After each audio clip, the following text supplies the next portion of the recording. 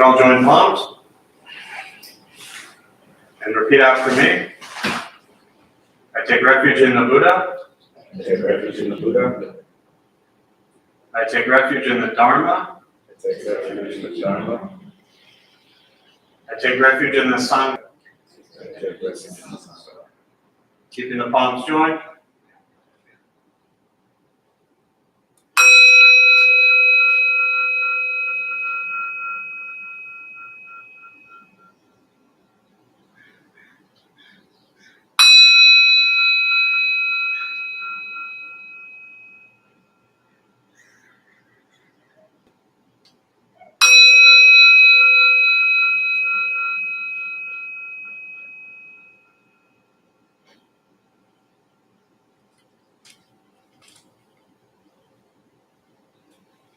Put the palms down.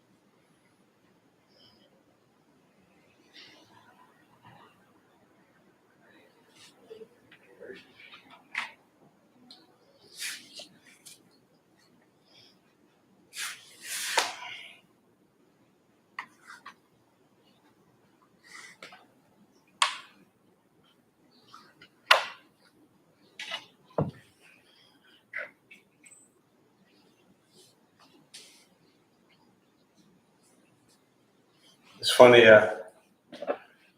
so I guess like 2 weeks ago, I think about 2 weeks ago, we stream all these to all of our YouTube fans, as I'm always joking about.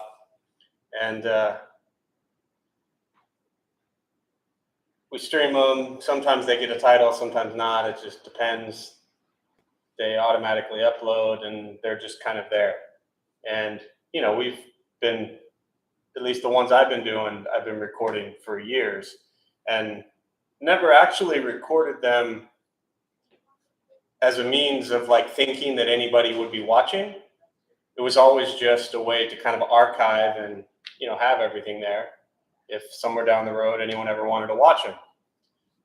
Then we find ourselves in a pandemic and the whole virtual world with Buddhism changes and becomes the main thing we have. So it became a really beautiful opportunity for us, bless you, to share Buddhist teachings and have the virtual setup that, we had been somewhat doing a little bit.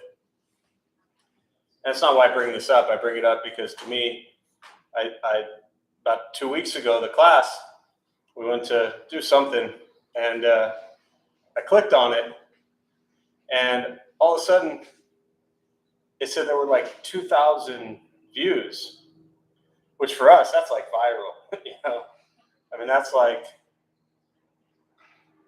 I don't even know what that's like, but that's a lot. And kind of laughed and I looked at it. I think when I first saw it, it was at like, I don't know, 1,200. And it just kept like going. And I was like, what? I don't quite get it. And then, did you see this? No. I saw the smile, so I thought maybe you followed along.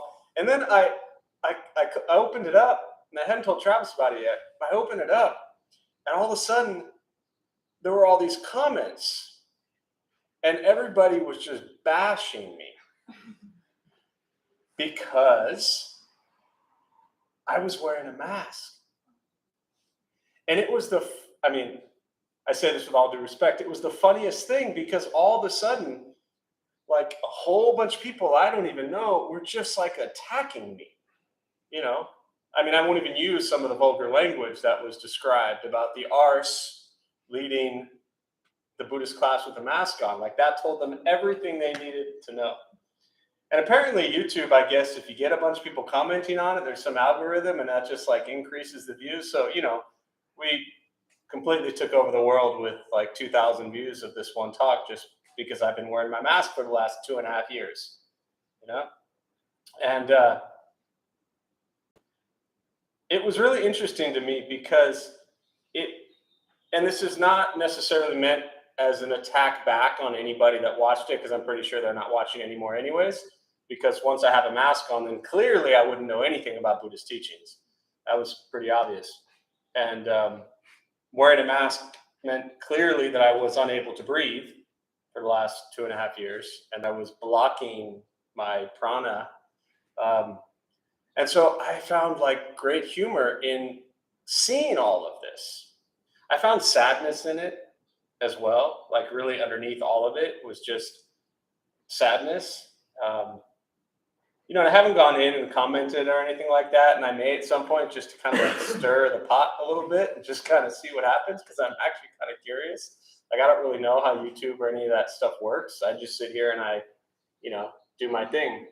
But for me, for the last 20 years, I spend my days in prisons and hospitals and sitting with folks who are, at high risk around family and things like that. And for me, it's always just been, what can we as a community, what can we as a temple, when this whole pandemic hit, do that is in our opinion, the most compassionate thing for other people? Like, that's it.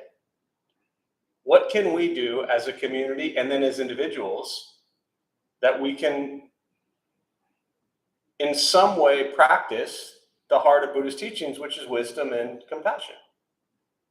And so for us always, and that's why we closed for 18 months, wasn't fun, but that's why we shut down for 18 months, because we thought that was the wisest thing to do. That packing 80 people in here, every week for a class on top of each other was probably not the wisest thing to do. And all of this has just become an incredible opportunity to practice. And no matter what environments you're in, no matter what happens, no matter what people view you as or say about you, that changes nothing about who you are. And it was fascinating because I've been called lots of bad stuff in the past, but usually it's like, one-on-one and direct or something like that. So it was kind of neat to like watch my ego as all these complete strangers just attacked me simply because I had a mask on. I was like, wow, this is interesting. And it always comes back to the practice, which is, what is my intention with everything? And so it became a reminder to always reflect on, what's our intention? And that's all that matters. Meaning, if your intention is pure, if your intention is genuine, if your intention is driven by compassion, wisdom, even if you lack it, but that's your intention and you're trying, then that's what's beautiful. And there will always be people out there. And this is just a simple example, and I really had no intention of even talking about it tonight until all of a sudden I took that off and put this on for the first time. And I think I did it once or twice, like a year ago or something. And all of a sudden that just like popped into my head. I was like, oh, I'm going to comment on the mask thing. But it's just a reminder that your whole lives, you're going to go through your day, and your family, your friends, the people you work with, the people you're surrounded by, those you know, those you don't know, they're constantly going to throw so much judgment at you. And that's their mess, not yours. So don't forget that. So many people come into this practice because they lack this kind of view of, which is interesting because Buddha talks about non-self, but let's set that aside for a minute and recognize, as Dogen said, you have to get to know the self before you get rid of the self. So the self that we're getting to know, so many people come into Buddhist practice because they feel as if their sense of self, their sense of self-worth, their view of themselves is not so great. And a lot of that comes from outside influence that has been projected on us our whole lives. And so we end up in therapy, we end up in Buddhist practice, or a combination of the two. But try to set everybody else's views and judgments and critiques of you in the trash. because it's got nothing to do with who you are. All right. Any of us ever judged anybody? Anyone else, right? When we do, we're not right. This goes both ways. And that's also the hard part to recognize, that as we judge others, that's just our own reflection, our own interpretation, our own opinions. But it doesn't make that person or that place or that thing who or what they are. It's just the way that we are spinning it in our heads to make ourselves be okay. And that's necessary sometimes, I get it. But it doesn't make it accurate. Things we do, the way we treat people, isn't who we are. It's things we do or things we say. And it's always important to remember that. So, with that being said, we'll go ahead and we'll start a meditation practice. It's amazing because apparently I breathe quite well with and without this thing. So, who would have thunk? So we'll go ahead and for those who are maybe new or sitting for the first time, a couple things to tell you before we begin. Nothing's going to happen to you. Not going to float away. Not going to have any mystical, magical experiences. The mind that races all day long is not going to shut off. Don't judge your practice, meaning don't ask yourself, is this working or not working? Are you doing it right or wrong? We're just going to sit. We're going to breathe. You'll hear sounds inside, sounds outside. This is life. Life is filled with chaos, and this practice is learning to get quiet and still within all of the chaos. To all of our YouTube followers, welcome. Sorry I didn't welcome you earlier, but good to see you. Thanks for being here. Posture, you just want to be comfortable. If you are in a cushion or on a chair, often helps. Pushing the stomach forward allows the back to straighten. Shoulders are relaxed. Hands can be on the knees or in the lap, whatever's comfortable. If you need to move, simply move. Movement doesn't make you a bad meditator. It just means you have an itch or your leg hurts. I will guide us as we begin. And we'll settle into a little bit of silence. I'll say things periodically to either wake you up, which isn't the end of the world, or just to remind you that you're lost in thought to come back to the present moment.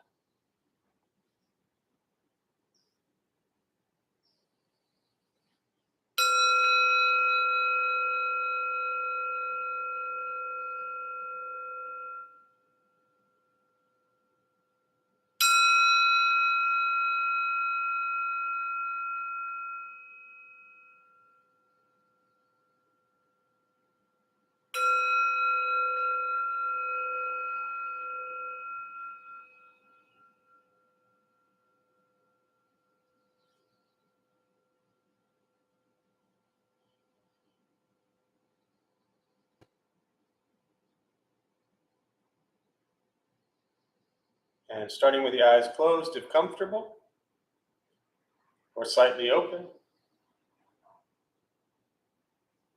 Mouth is open or closed. We'll start with taking 3 deep breaths, slowly.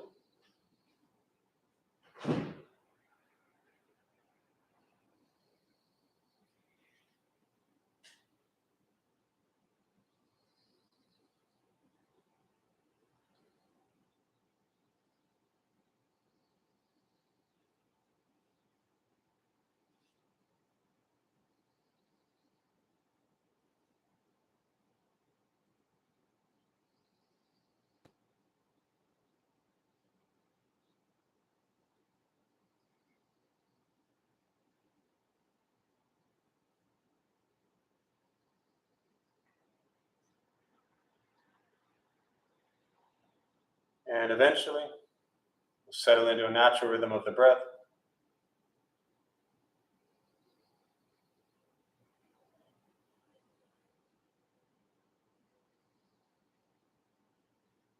Noticing the mind as it wanders, jumping from thought to thought.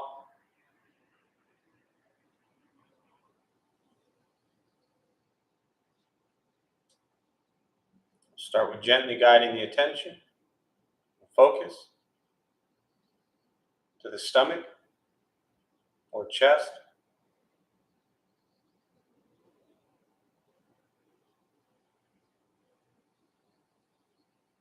And breathing in, feel them rise. Breathing out, they fall.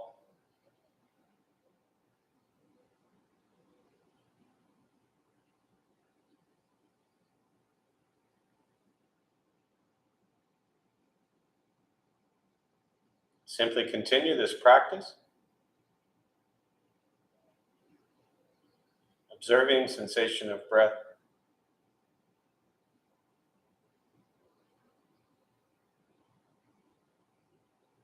expecting nothing but to sit and breathe.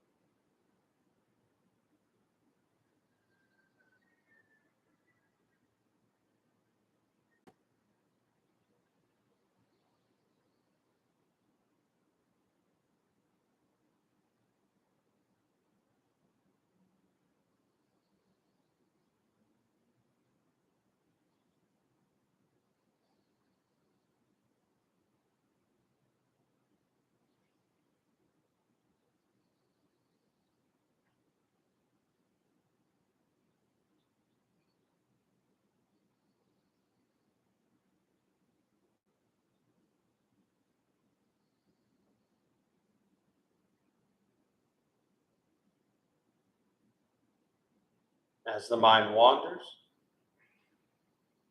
lost in thought, recognize it,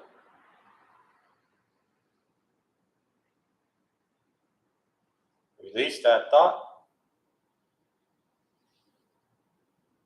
return attention, focus to the breath.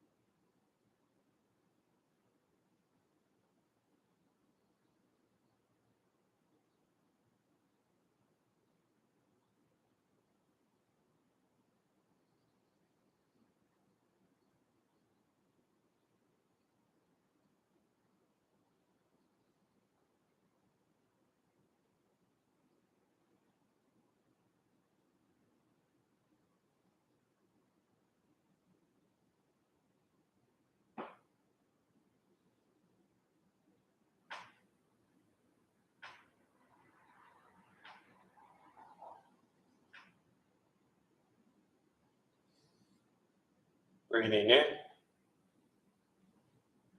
Follow breath in.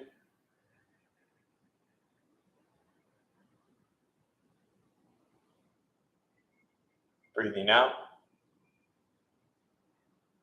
Follow breath out.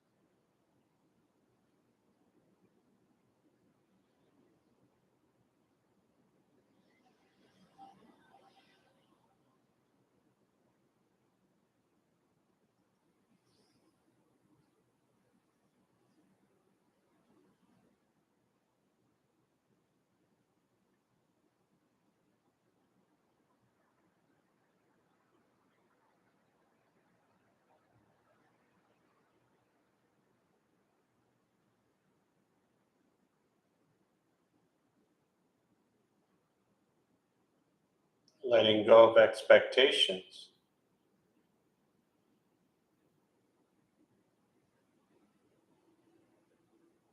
Letting go of judgments from the practice.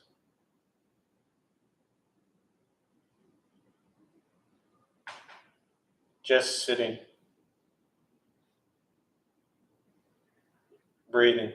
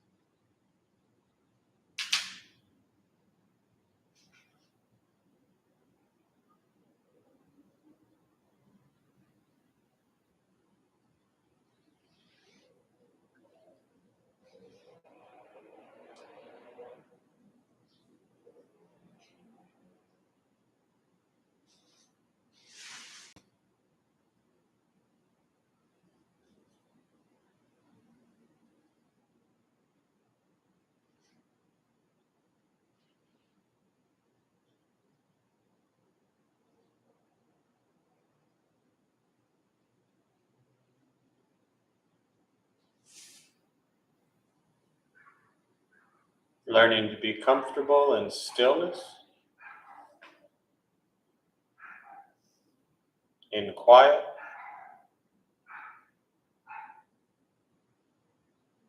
wanting nothing but to sit and breathe.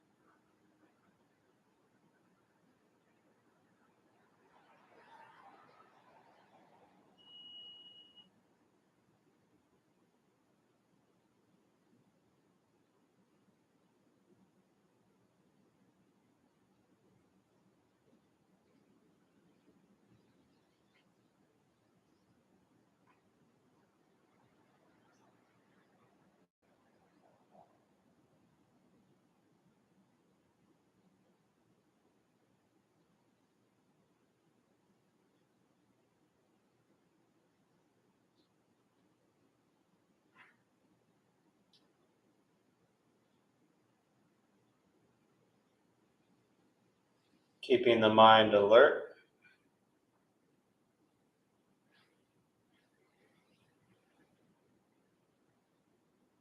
aware of each sound,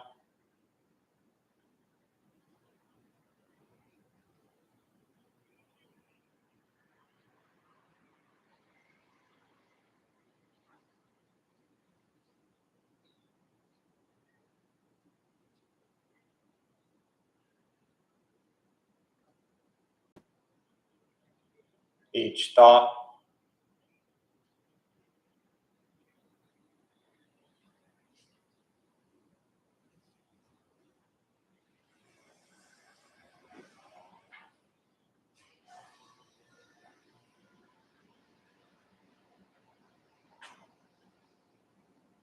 each physical sensation,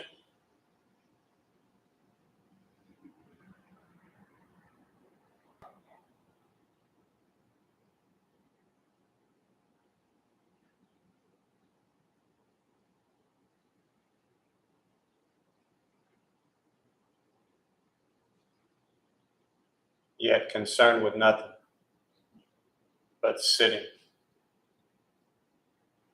breathing.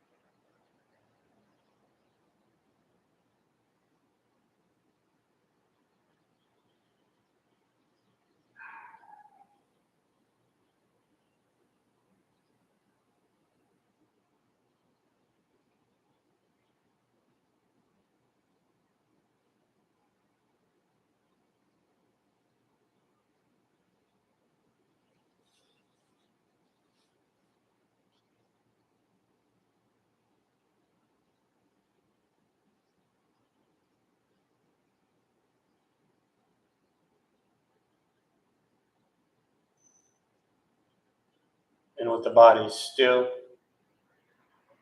rested.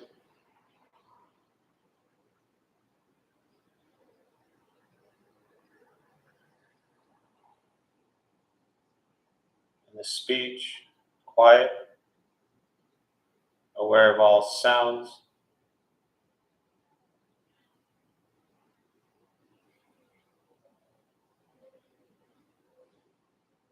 And the mind learning to settle.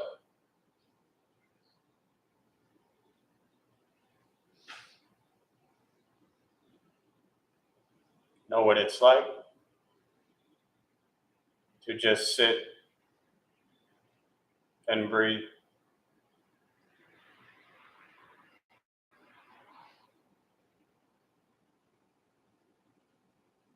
Knowing with each breath, there's nothing else to do.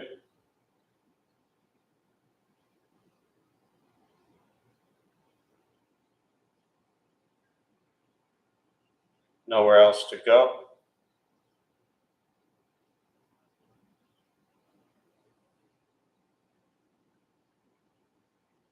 No one else to be.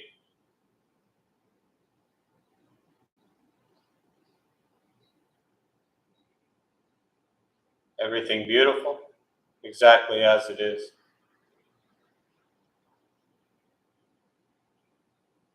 Sitting, breathing.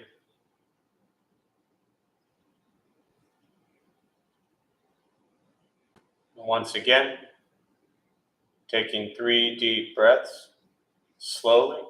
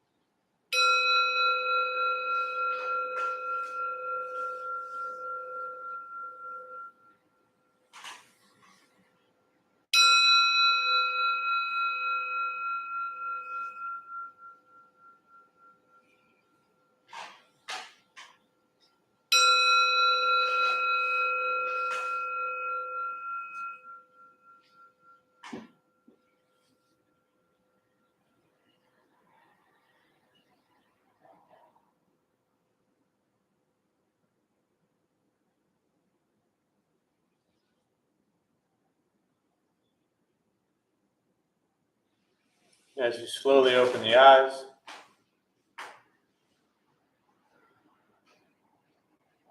slowly beginning to move.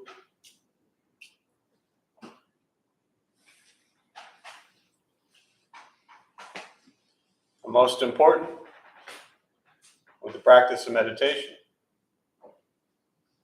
is to recognize how you feel now, immediately after.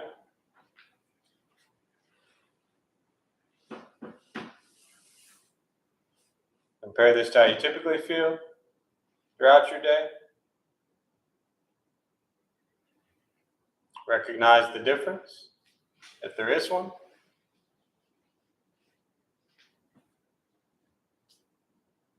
Ask yourselves how you prefer to feel every day for the rest of your life. And realize however you feel now, if it's quiet, calm, and still, or a busy mind, racing mind, whatever you're sitting with at this moment, it's nothing to do with anything I said. It's nothing to do with how we sit and hold the hands or cross the legs. It's nothing to do with the sounds around us or anything else for that matter. It's everything to do with your own mind and your own mind's reaction to an external condition. This is what the Buddha called pratitya samuppada, means dependent origination. This is the basis of the Buddha's awakening. The word Buddha simply means awakened. He was a human being, no different than any one of us. He began to understand why he suffered, why he got angry, sad, depressed, stressed, anxious. He began to understand the causal relationship of all phenomena. What that means, very simply, for all of us, regardless of where you come from or what you believe in or where you think you're going, your whole life is filled with things that happen. You react. More stuff happens. More reactions. That's it. This practice is learning what it's like to respond to something quietly, peacefully, still. Because for most of us, the way you responded to the last 20 minutes is quite different from how you respond to everything else that's happening throughout your day. So all we're working on is closing the gap. The way you feel now is closer to how you feel always. Just as driven, motivated, productive, successful, whatever that means to you in your respective lives. But with a mind that's steady, clear, and focused. Distracted by nothing. Disturbed by no one. It's not an easy practice. It's not necessarily fun. It's not an escape, as often people think it is, especially early on in practice. We tend to turn to meditation and Buddhism as the escape from all the craziness in our lives. And that's how I started. That's how many people start. Life is hectic, chaotic, stressful. So we turn to something to feel better. Now, there's a lot of worse things you could turn to than meditation and Buddhist practice. But ultimately, what we begin to recognize in time is that this isn't about turning to anything. It's about waking up to where we are right now in our lives and realizing that if our life is such a hectic, chaotic mess, then we should make change in our lives. So we no longer have to run from anything. But that's not easy. It's something that really takes a lot of courage to unplug yourself from the life that you've created, because most people have worked really hard to get to the point you're at. And many people are perfectly happy. I mean, I don't know any of them, but many of them out there are. But if we struggle every day with things and our life seems unpleasant and unhappy, then look at that honestly. And so meditation is, again, not the escape, it's direct perception into this present moment. Why is my mind thinking, feeling, and doing what it's doing?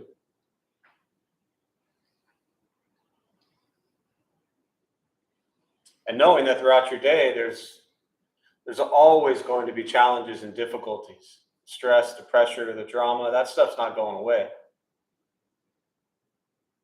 But how do we relate to it? How do we respond within it? And to recognize that life passes so quickly.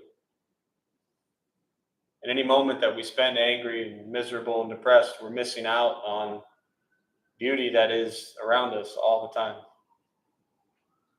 So try to focus on that a little bit. Makes life a lot easier. So with that, I'll pause. Just kind of open up to questions, meditation, Buddhist practice. As always, I really just prefer to respond to what's on your mind, thoughts, questions. And again, welcome to all of our YouTube fans. If you have any thoughts, feel free to share them here. Somewhere on your screen, there's a little chat box there. Good evening, everybody. Good to see you all. Oh, thanks for sharing that, Brian. Brian here shared when I was talking earlier. I appreciate the precautions. My meditation center in Los Angeles has taken none, and it's pretty uncomfortable at times.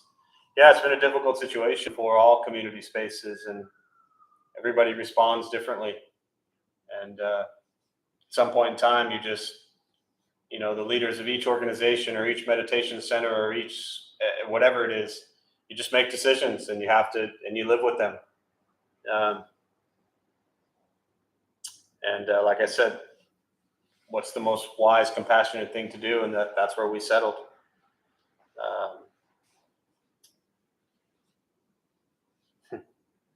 Yeah. So thoughts, questions?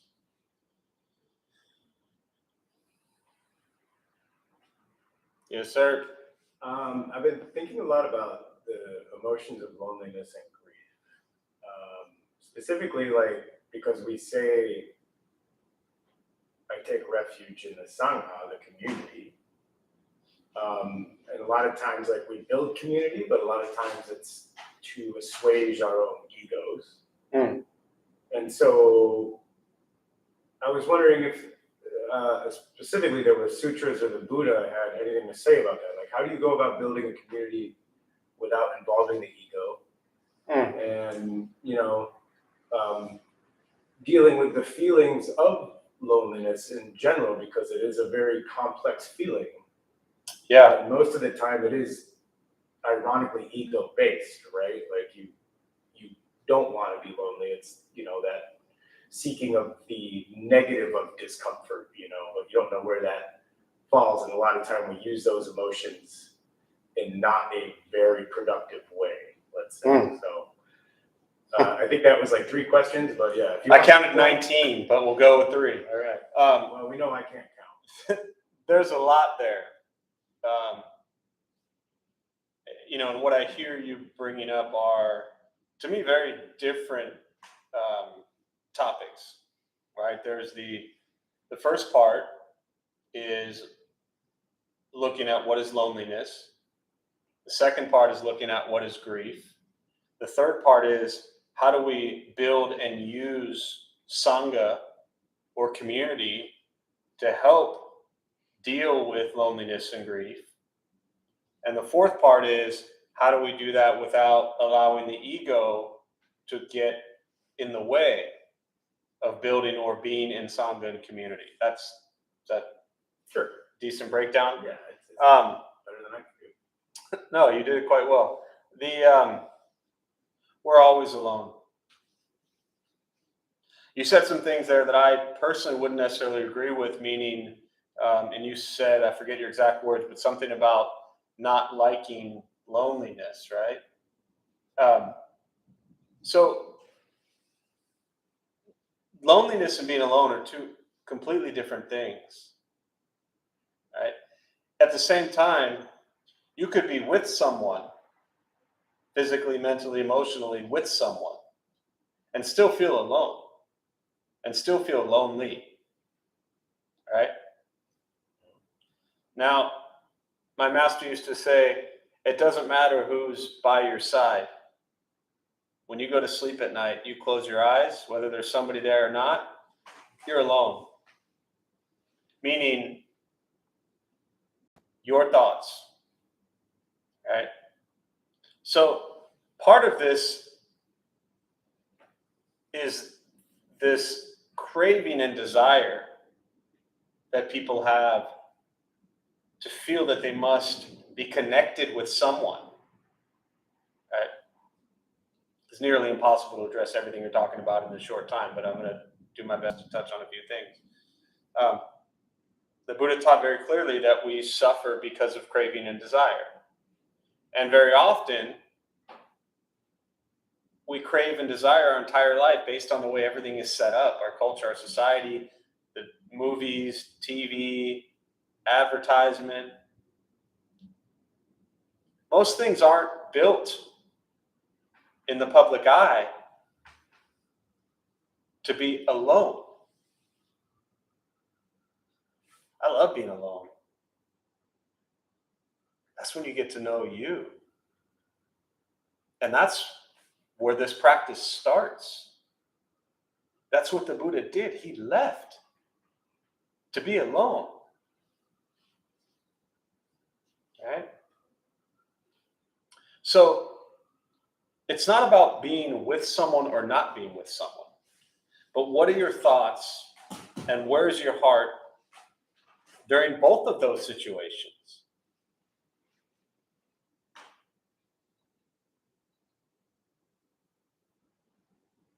Now, you with me so far?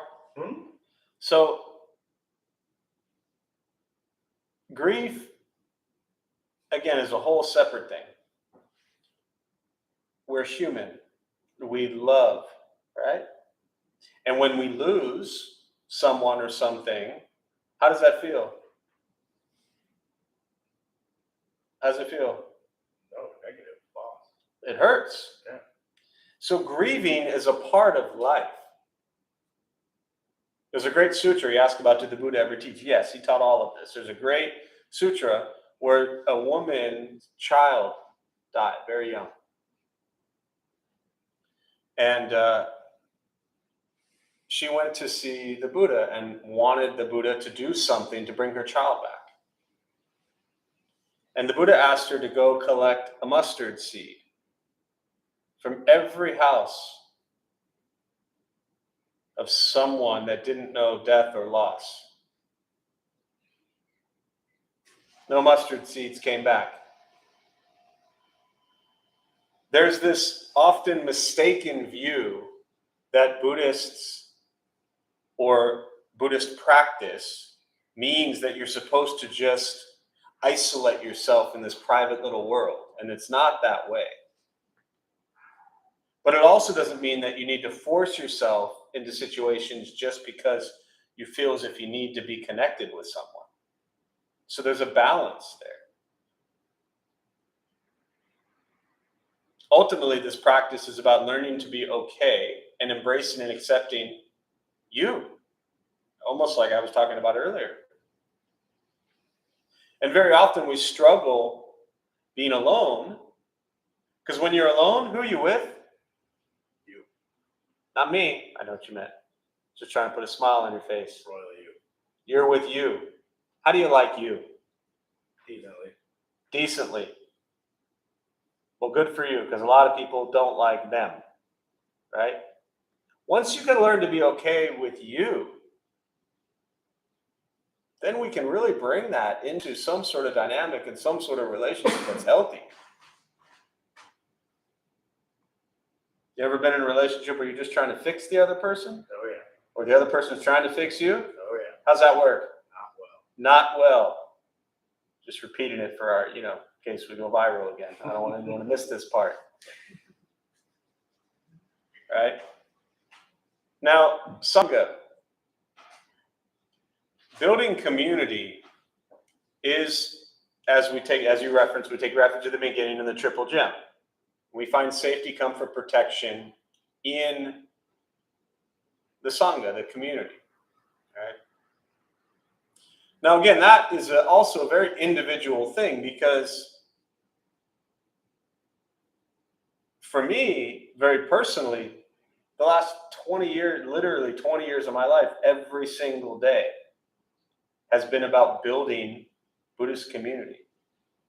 And when my ego gets in the way, I screw it up. Right? Thankfully, it hasn't gotten away enough to screw it up too much. But definitely hurt people over the years. Absolutely. Not just in the Buddhist community, but around it as well, just in everyday life. Even though everyday life for me is the Buddhist community. And so I think the practice, whether it's within Sangha, specifically in a Buddhist community or not, is to always just recognize, where's your ego? I used to think that when I first got into Buddhist practice, that like this practice was to destroy your ego. You're just going to like get rid of it. Well, you know what that is? That's the ego thinking that you can get rid of your ego. That's the most egotistical thing there is. It's like the self trying to get rid of the self. The ego is there. But how do you use it? Do you use it to benefit self and others around you in a positive way, right? Or do you use it to harm self and harm others? So I think, again, it really comes down to catching yourself and watching your thoughts, your words, and your actions. For me as a practitioner, once I learned that the ego can be really beneficial, building community became a lot easier. But you have to watch where that fine line, because I think once you cross over into like too much ego, I mean, the Zen stick will smack you in some way, metaphorically speaking. So that's the challenge. Just some thoughts. Other questions?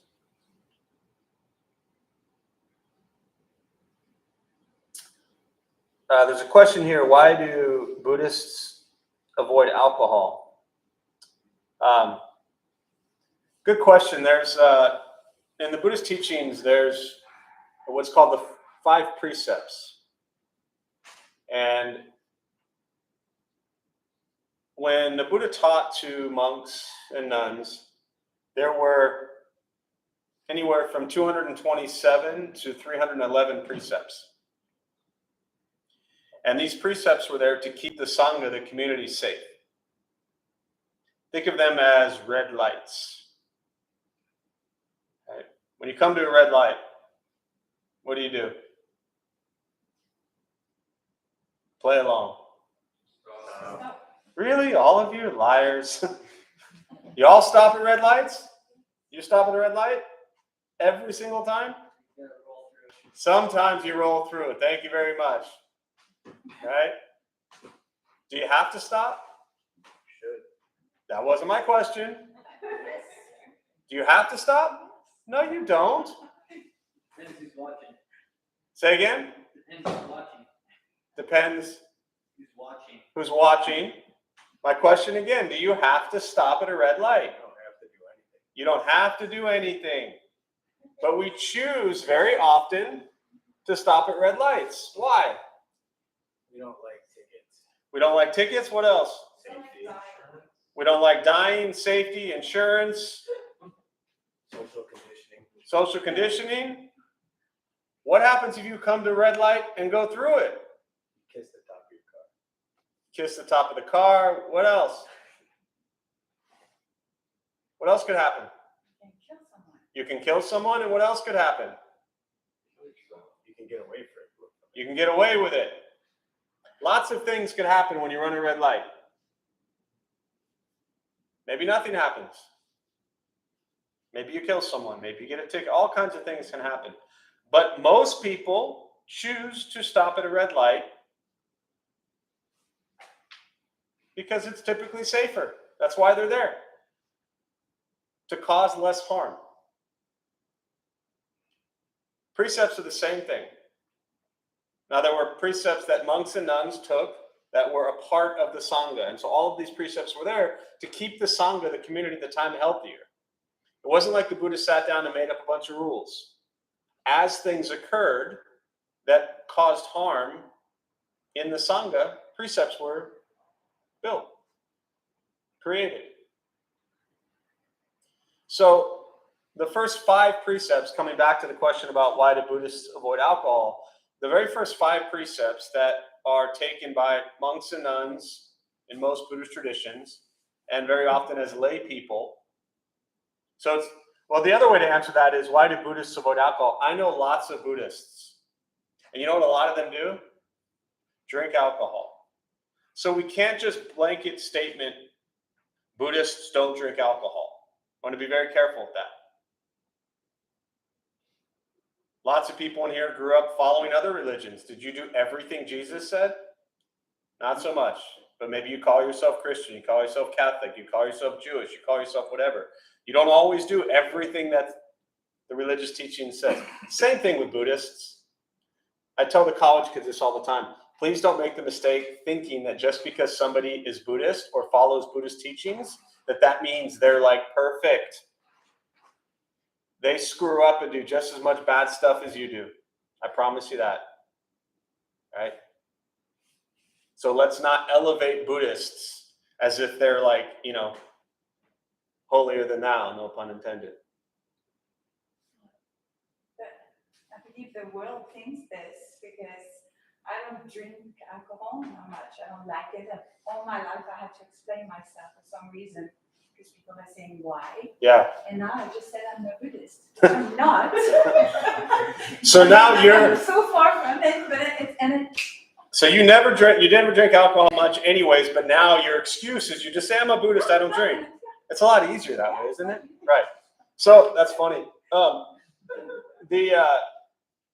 Yeah, that's great. So the precepts, the first 5, and I'll kind of close with this thought, is to refrain from lying, to refrain from killing.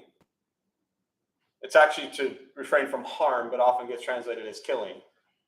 To refrain from stealing or taking what's not yours. To refrain from sexual misconduct. And to refrain from intoxicants. Anything that alters the state of mind. Right? We often translate that as alcohol, drugs. But you look in the sutras, they talked about like garlic is one of them. Apparently it's like an aphrodisiac, and there are other things in there that do alter the state of mind that the precepts say stay away from. But for simple kind of clarification, let's just think of refrain from lying, killing, stealing, sexual misconduct, and intoxicants, drugs or alcohol.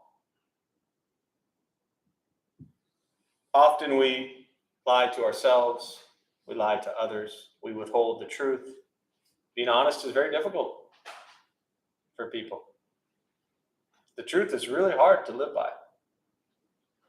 So try to be honest. Causing harm, very difficult. We cause harm constantly, physically, mentally, emotionally to ourselves, physically, mentally, emotionally to others. It's not just about like walking out and murdering someone. Right? We can cause harm constantly. Stealing also doesn't mean you're going out and robbing a liquor store. But we often take people's time, we take their attention, we take their hearts, we take their freedom. We often take what's not ours. Right? Sexual misconduct. Are we being honest in relationships, in sexual interactions with others?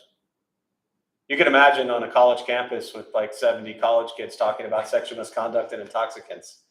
It's a phenomenal hour-long discussion, right? But when you meet people, when you interact with people in a physical way, where's your mind? What is your intention behind that? Are you in a loving, committed relationship where you're honest and open and truthful, or are you just manipulating?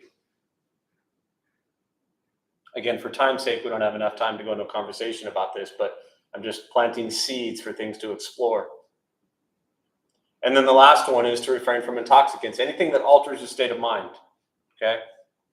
So with the alcohol specifically, it's not saying that having a half a beer is the worst thing in the world or that it's wrong. Take a couple sips of beer, you're probably not going to do anything too harmful.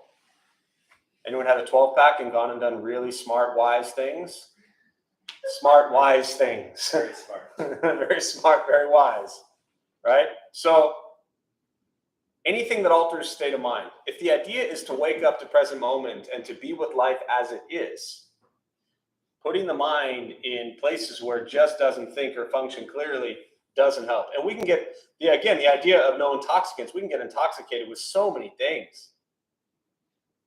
So many things can take our mind. So my master used to say, someone asked him a question one time, and I'll close with this thought, I think. This was in Taiwan, and so there was a group that came in from mainland China, and they were talking about in business relationships that when they closed deals, that it was, custom to, cheers and have a drink. And so they said, well, what should I do? He was taking a precept ceremony. And the master said, do you typically drink? And this person said, yes. I didn't get the sense that it was in like, as an alcoholic type way, right? But that they socially would. And so the master said, well, when you're in that situation, raise your glass, take a drink, set the glass down, and be done. But you don't need to pick it up 20 more times. And there's a difference there. But again, I want to be very clear that just because somebody is Buddhist or says they're Buddhist, different from monks and nuns, and they're just human. Unless, of course, you can kind of backdoor your way into having a great excuse. So, any final thoughts or questions? Hopefully that answered your question. Oh, good. Yes, thank you. All right, so we'll join palms. We'll close on that. May the benefit of this practice be shared with all beings in all directions.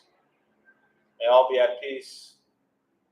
May any merit gained from this practice be transferred to the more than 6 million lives that have been lost during this pandemic, to their family and friends who suffer, to all of those in Ukraine and surrounding areas who suffer, and to those who lost lives in Texas and their family and friends who suffer.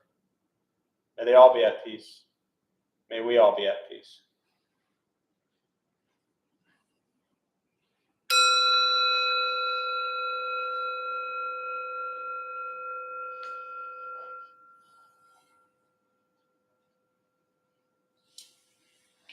So before you all head out, or do you want to? Yeah. So we have we've brought back an old volunteer program that we used to use. It's called Dharma Bum Hosts. So we started it this week. So we have different people that will host each night for the classes, which is really wonderful. It just takes a lot of the responsibility off of a couple people and allows a bunch of other people to get involved and do stuff. So with that, I'm going to turn it over to our all-star best. Don't hype me up too much. I will live up to it. Carly, go for it. Do you want me to come up or am I good? I think you should come up here if you're comfortable with that. This is Carly, our Dharma Bum host for Tuesday nights.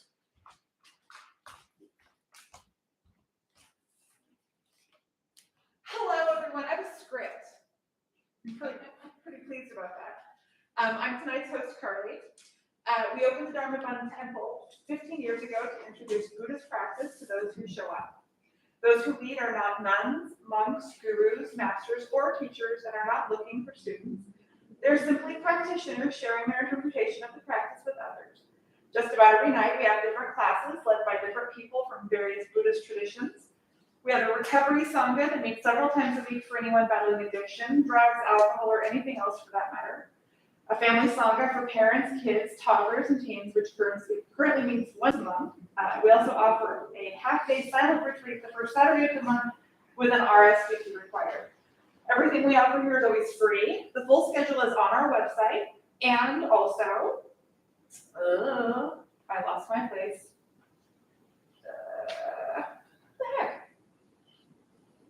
You know what? I went back up to the, see, I should have read my lines.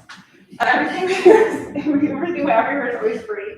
The full schedule is on the website and also posted in the entryway above the sheet rack.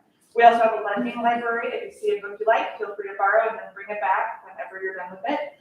If you also have other books you want, you should just dump them out there because that's what I do with my Buddhist books. Please straighten your seat or cushion before you head out. And if you would like to stay and help me close the windows, you're welcome to. Thank you for being here. and we wish you well and hope to see you again. You nailed it. You got the job. Thanks, Carly. Thank you all. I expect a raise. Yeah, right.